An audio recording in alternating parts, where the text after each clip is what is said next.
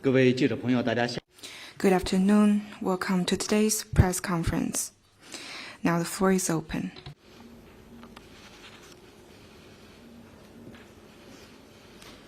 总台华语环球节目中心记者提问：据报道，日本内阁官。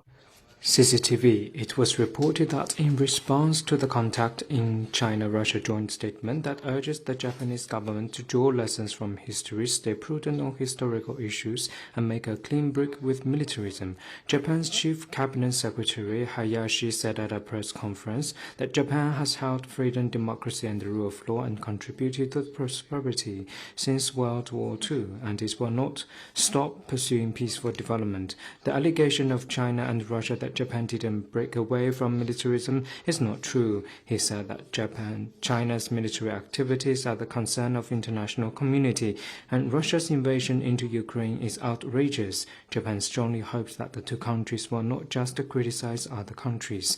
What's China's comment? China noted the reports. During World War II, Japanese militarists waged a war of aggression during which they committed innumerable crimes and inflicted profound suffering on the people of China and other Asian countries. To correctly view history and handle historical matters is an important prerequisite of Japan's return to the world after the war and the political foundation of Japan developing relations with neighboring countries. It's also an important yardstick for Japan's commitment to peaceful development. However, even today, we are still seeing various moves in Japan that whitewash the war of aggression and colonial rule and Japan's evasive attitude on comfort women, a humanitarian atrocity.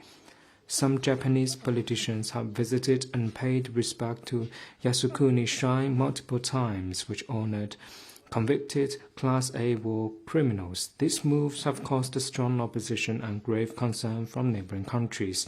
Instead of deeply reflecting on its crime of aggression and the responsibility it bears, Japan has made irresponsible remarks on the just call from China and Russia to uphold the truth of history and defend world peace. This once again reveals Japan's wrong attitude toward historical issues.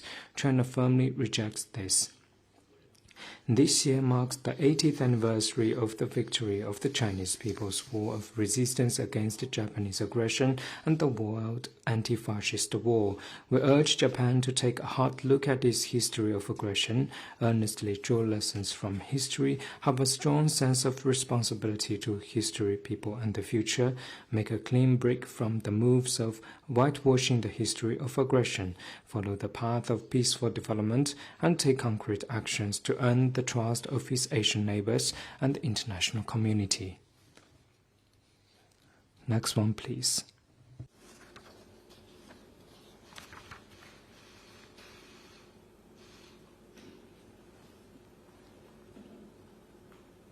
Thank you. Question from AFP. 法新社关于下阶段的经贸中美谈判，您能否提供信息？他们会谈论什么？以及关于芬太尼问题，关于这20%的相关关税，中方和美方将会采取什么行动呢？关于中美经贸高。On the high-level meeting between China and the U.S. on economic and trade affairs, competent authorities have released information. And on the fentanyl issue, China has repeatedly said before that fentanyl is the issue of the U.S., not the issue of China. The responsibility lies with the U.S. itself. The U.S., in disregard of China's goodwill, groundlessly imposed tariff hikes on China over fentanyl. This dealt a heavy blow to dialogue and cooperation between our two sides on counter-narcotics and severely undermined China's interests. If the U.S. sincerely wants to cooperate with China, it needs to stop smearing or shifting blames to China. Instead, it needs to seek dialogue with China based on equality, respect, and mutual benefit. Next one, please.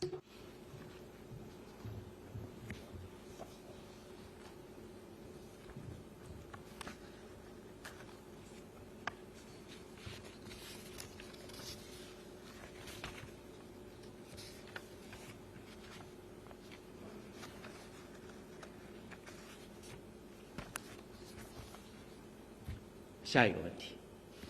Next one, please. Hello, thank you, spokesperson. Question from Reuters. 路透社，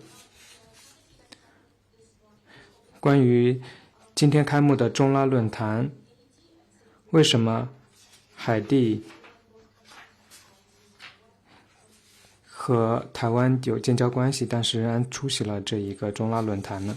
中拉论坛是 The China-Seac Forum is an important platform for China and Seac countries or LAC countries to have mutually beneficial cooperation. China always welcomes and supports Seac members to participate in activities under the framework of China-Seac Forum. Next one, please. 还有其他问题吗？ Anything else? 谢谢发言人。北京新闻报记者提问：我们注意到第2期人工智能能力建设研讨。 Beijing News Daily, we noted that the second workshop on AI capacity building kicked off yesterday in Beijing. Can you share more on that? On May the 12th, the second workshop on AI capacity building kicked off in Beijing, with participants from nearly 40 countries and international organizations. This workshop is a concrete action to implement the Global AI Governance Initiative, the UN resolution on enhancing international cooperation in capacity building of artificial intelligence, and the AI capacity building action plan for good and for all. President Xi Jinping emphasized that artificial intelligence can serve as a global public good to benefit humanity. China actively advocates the fair and inclusive development of AI and always acts as an active champion, practitioner, and pioneer of international cooperation in AI capacity building. China believes that digital dividends should not become digital hegemony, and the intelligence revolution should not widen the digital divide. We will continue to uphold the principle of extensive consultation and joint contribution for shared benefit, enhance communication and cooperation with all parties, stay committed to providing public goods for the international community, share AI dividends with fellow developing countries, and promote AI to better serve global development.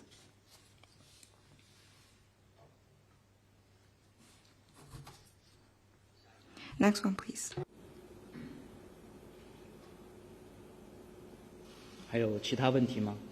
Anything else? 好，那今天的记者会。 Then let's call it a day. Thank you for coming.